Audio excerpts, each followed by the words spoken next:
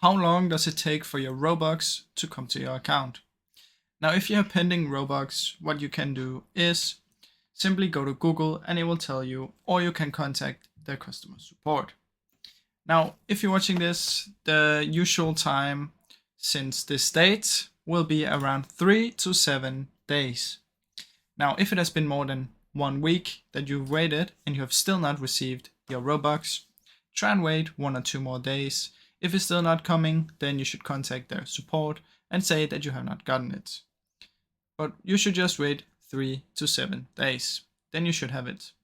So no need to worry if you haven't received it after a few days. Just be patient, wait it out, and you'll get the pending Robux. Now that's basically about this video. Now I really hope you enjoyed this video. If you did, please leave a like and subscribe, as it helps me out a ton. Thank you so much for watching.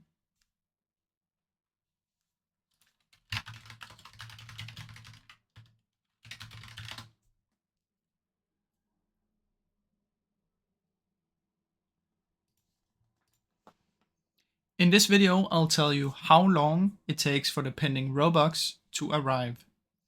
Now, if you have pending Robux and you want to know how long it takes, maybe you waited a few days and it still hasn't come there.